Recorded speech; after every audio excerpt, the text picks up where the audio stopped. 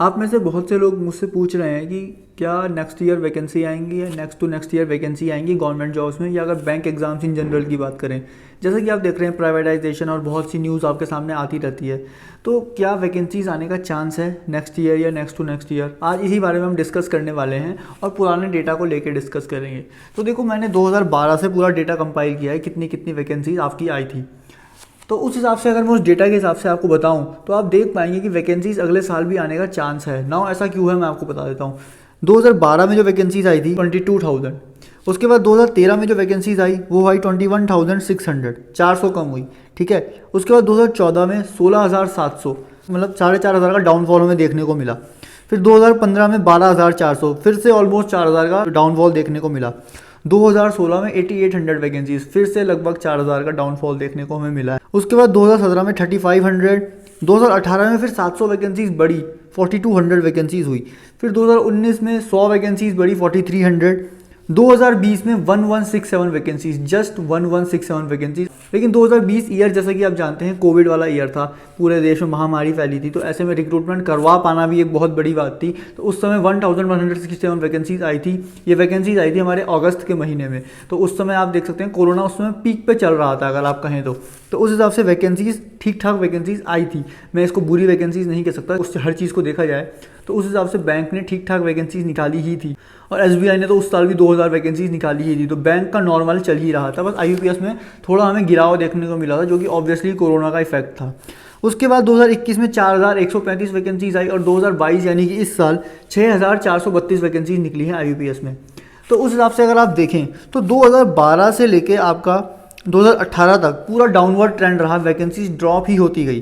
फिर 2019 में 100 वैकेंसीज बढ़ाई, 2020 में शायद क्या बोलते कोविड की वजह से ज़्यादा वैकेंसीज निकाल नहीं पाए तो बहुत कम वैकेंसीज आई। फिर लेकिन 21 और 22 में बढ़ बढ़ के वैकेंसीज आई हैं। तो जैसा कि आप देख रहे हैं वैकेंसीज अब इंक्रीज़ हो रही हैं, पहले चाहे कम मात्रा में ही हो। देखो, आप एक बात मैं आपको समझा दूँ, जितनी वैकेंसीज आपकी पहले आती थी 20-22 हज़ार, उतनी वैकेंसीज तो अब आना आप ना के बराबर समझो कि पॉसिबल नहीं है। देखो, आए तो बहुत अच्छी बात है, आए तो बहुत ही ज़्यादा खुशी की बात हो जाएगी, लेकिन अब वो वैकेंसीज आ पाना इतना पॉसिबल नहीं है। लेकिन मैं आपको बताता हूँ क्यों। पहले एग्ज़ाम क्लियर करना भी ईजी था, वैकेंसीज भी ज़्यादा आती थी, पहले इतना कंपटीशन था ही नहीं। पहले आप ये कह सकते हैं कि चने के भाव वैकेंसीज बढ़ रही थी, हर किसी को जॉब मिल जाती थी। लेकिन अब क्या है, अब डिजर्विंग को ही सीट मिलती है। पहले का क्या सीन था कि काम हो रहा है नहीं हो रहा है कोई बात नहीं, वैकेंसीज आ रही हैं, उनको केवल रिक्रूटमेंट करने से मतलब था। लेकिन अब क्या है कि अब वैकेंसीज़ के साथ साथ उनको क्वालिटी रिक्रूटमेंट चाहिए, तो अब कंपटीशन बढ़ा दिया गया है एंड उस हिसाब से ही वैकेंसीज निकाली जाती है।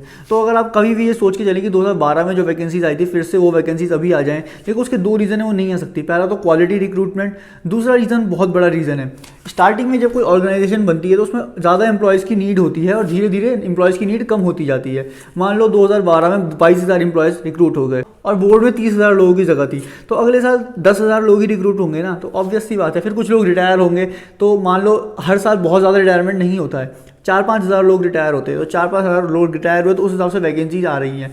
क्योंकि अब क्या है, जो मिडिल पोजीशन थी, जो ये बंदे 2012 में लगे हैं सारे के सारे अभी रिटायर तो नहीं हुए होंगे, सिंपल सी बात है, ये सारे के सारे बैंक में भी होंगे ही होंगे। तो ये लोग क्योंकि ऑलरेडी ऑक्यूपाई कर चुके हैं पोजीशन को, तो इतनी ज़रूरत नहीं है नीचे जूनियर लेवल ऑफिसर्स की। जब मिडिल लेवल और हायर लेवल के ऑफिसर्स बैंक में मौजूद हैं तो जूनियर लेवल ऑफिसर्स की इतनी ज़रूरत नहीं होती है। तो ये दो रीज़न है जिस वजह से मेरे को लगता है कि वैकेंसी इतनी ज़्यादा तो फिर कभी नहीं होने वाली। लेकिन क्वेश्चन की बात करें कि क्या वैकेंसीज नेक्स्ट ईयर आएंगी, तो जैसा कि अभी आप देख रहे हैं कि जो वैकेंसीज अपवर्ड ट्रेंड में जा रही हैं, कोविड के बाद से वैकेंसी ज़्यादा हुई हैं। अगले साल 4,000 वैकेंसी और इस साल 6,000 वैकेंसी आई है, और अगर इसी तरीके से चलता रहा तो मेरी एक्सपेक्टेशन ये है कि अगले साल 8,000 वैकेंसी तो आएंगी ही आएंगी। और एक और बात मैं आपको बता दूं, जो ये वैकेंसीज रिपोर्ट होती है, जैसे कि 6,400 वैकेंसीज रिपोर्ट हुई हैं, तो बाद में कुल मिला के 7,000 तक पहुंच जाती हैं, 7,000 7,500 तक।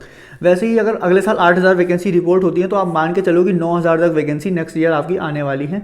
तो जो भी लोग इस सोच में पड़े हैं कि क्या वैकेंसी नेक्स्ट ईयर आएगी कि नहीं आएगी, वो लोग बिल्कुल पढ़ाई में जुट जाओ, वैकेंसीज ज़रूर आएंगी। इस सब चीज़ को सोच के अपना टाइम वेस्ट मत करो कि क्या वैकेंसी आएगी या वैकेंसी नहीं आएगी।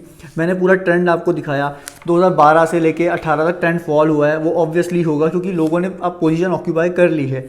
लेकिन जो लोग रिटायर हो रहे हैं उसके हिसाब से अब वैकेंसीज निकलती हैं, तो जितने बंदे रिटायर होंगे उतनी वैकेंसीज आती जाएंगी। और मेरे को लगता है जिस हिसाब से अभी अपवर्ड ट्रेंड चल रहा है, 4,000 के बाद 6,000 हुआ है। देखो, पक्का कुछ भी नहीं कह सकते, ये बस एक प्रेडिक्शंस है जो कि हम ट्रेंड एनालिसिस करके कर रहे हैं तो हो सकता है आ जाए, क्योंकि 2020 के बाद से ट्रेंड ऊपर की तरफ ही गया है। और मेरे को लगता है अगर 2020 में कोविड नहीं आता तो 2020 में ही ज़्यादा वैकेंसीज आपकी आ सकती थी, और अगर कोविड नहीं आता तो मेरे को लगता है इस साल ज़्यादा वैकेंसीज, लगभग 8,000 वैकेंसीज तक हो सकती थी, लेकिन क्योंकि कोविड हो गया तो मेरे को लगता है नेक्स्ट ईयर 8,000 वैकेंसी ज़रूर निकलेंगी।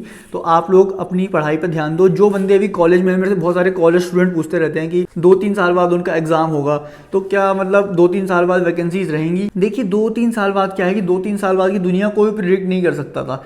जैसे कोविड कोई प्रिडिक्ट नहीं कर सकता था ना, वैसे ही 2-3 साल बाद की दुनिया कोई प्रिडिक्ट नहीं कर सकता। क्या पता ये जॉब्स रहें ना रहें, और ना भी रहें तो क्या पता और भी अपॉर्चुनिटीज़ हों। एक बात तो है कि अपॉर्चुनिटीज़ बहुत ज़्यादा रहने वाली हैं। गवर्नमेंट सेक्टर में कम हो तो प्राइवेट में ज़्यादा होंगी, प्राइवेट में कम हो तो गवर्नमेंट में ज़्यादा होंगी, या फिर कोई अलग ही सेक्टर होगा, इंटरनेट सेक्टर होगा, या कुछ ना कुछ तो ज़रूर होगा आगे आने वाले 3-4 साल में।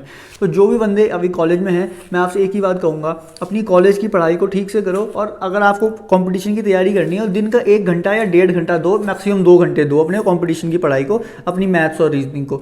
बाकी जीके, इंग्लिश, ये सब पढ़ने की अभी आपको ज़रूरत नहीं है, ये सब आप बाद में पढ़ सकते हो। फिलहाल अपनी कॉलेज की पढ़ाई पर ज़्यादा ध्यान दो, ताकि आपके ग्रेजुएशन में अच्छे मार्क्स आएँ। क्योंकि अगर आपके ग्रेजुएशन में 60% तक आएंगे तो आपके लिए और रास्ते भी खुलते हैं, जैसे कि RBI, ग्रेड बी और बहुत सारे एग्जाम्स।